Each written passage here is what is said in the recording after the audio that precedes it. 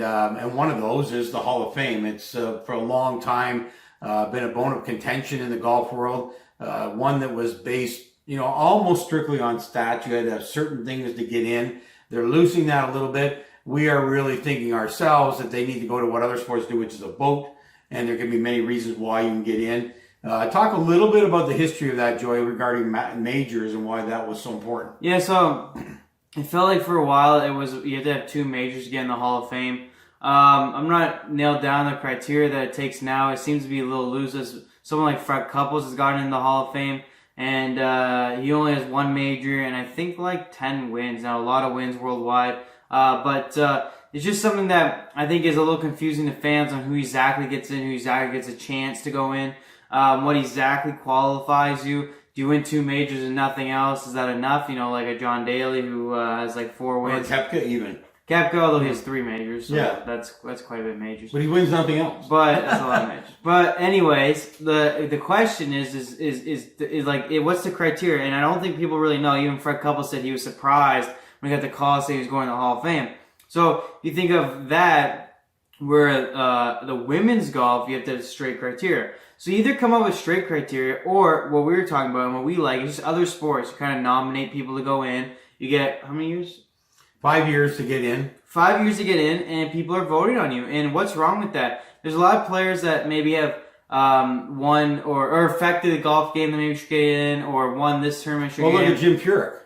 19 wins. Yeah, so I don't know. Like, technically, I guess, no, not 2 majors, but Fred Couples is in, so he should be in. He has a FedEx Cup. I think that today, the world of golf, there's so many big tournaments. You got the players, the World Golf Championships, you got the FedEx Cup. In fact, there's a lot of players that commented on fields are more difficult that are not the majors. Well, because some of these guys for the U.S. Open, British Open have to go qualifiers, and a lot of them aren't pros sometimes, or they're pros who make it one time on a PGA Tour. So think of players where it's strictly the guys on the PGA Tour, the FedEx Cup, which all guys have to qualify, the World Golf Championship, everyone has to qualify. So, like, where do these rank in the Hall of Fame? That's why we were talking about other sports where you get nominated, you get 5 years to vote. We believe that's the way it should be, especially where golf is now these days, and then where it's going forward, where every event is so huge and so popular that there has to be magnitude in all these events winning.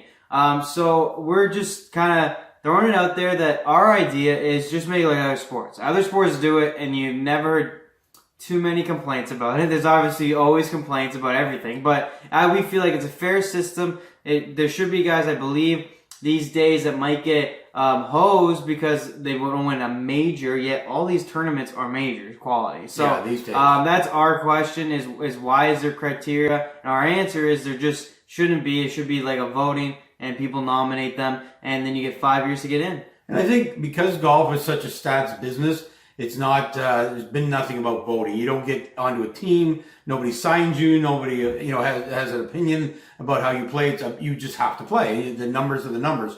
So, we could easily have a criteria where if you win a FedEx Cup, you should be in the Hall of Fame. I don't care what else you do. I mean, it's a season-long challenge. I don't like that It's 3 to get in, and you have to win the championship. That's a huge achievement in my mind. I think that's got to happen. If you ever rise to world number 1, and you're there for 6 months or a year, whatever criteria, if you're good enough, even if you don't win a major, if you're good enough to get to number 1, you should be in the Hall of Fame. I mean, you were the best golfer on the planet for a period of time. Now, maybe somebody has to choose that period of time. I like 6 months. I think you like a year. But there's got to be some automatics, too, because we don't want great golfers missing out because maybe they had like a Patrick Reed who might win enough, but everybody hates the guy. So is he going to get blackballed a little bit in the voting? So I think there's a combination of both here that we could use. One being stats, where there's certain things you do that get you into the Hall of Fame. And then others are judged to get in the Hall of Fame. Yeah, and I agree with the world number 1. I like the world number 1 a lot. I think 6 months is fair. Like a Jason Day, I believe, had it. Luke Donald, who wouldn't get in right now. Well, he had it for almost 2 years. He had it for a long time. Yeah. And then obviously they're winning in Europe, which some people discredit. You shouldn't discredit because obviously great golfers. The one I don't like the FedEx Cup one only because you can be 75th and win 2 FedEx Cup events because they add the points more to make it more magnetized to give a guy a chance like a Billy Horschel did 3 years ago. That's not a guaranteed Hall of Fame for me. You have to have some criteria to go with it. Now, if it's a missing piece, I do like the FedEx Cup, like a Furyk, but I just don't feel like, because they put so much extra weight on those events, a guy like Horschel, you're telling me you want Billy Horschel in the Hall of Fame. Not yet, not saying you won't do something else to make me believe he should be, but currently he does not deserve a spot or even a nomination or a chance to get in the Hall of Fame, in my mind.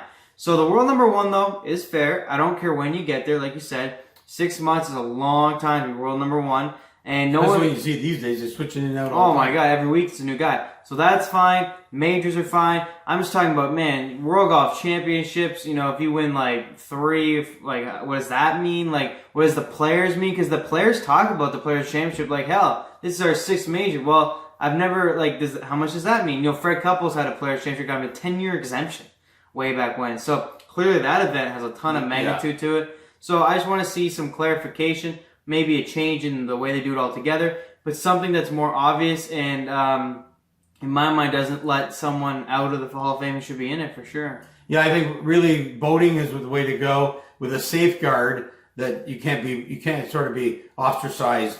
Your record has to mean something. So I think a combination of those two things, because the golf world such an individual sport. It isn't like other sports where you can say, oh, he played on a great team that helped him get in the Hall of Fame or have certain stats or whatever. This is by yourself out there achieving all the time. So maybe a combination. But anyway, with the way golf is today, with the amount of events that have great fields in them, the schedule's tighter. There's a lot of things happening these days that kind of change it from the old days, where the majors were kind of the only tournaments that really had the whole field and really counted for that kind of level. That's not the case anymore. So we'd like to see some changes. We've recommended a few here. We're not on the council, so we're not going to get them through. But those are our thoughts, and we'd always love to hear your thoughts as well on that. And for now, we'll sign off on the Golf Hall of Fame, and we'll look forward to coming back and talking more about golf. And also, we're talking sports, which is our more general channel to talk about other sports in the world, and we'll have features on there as well.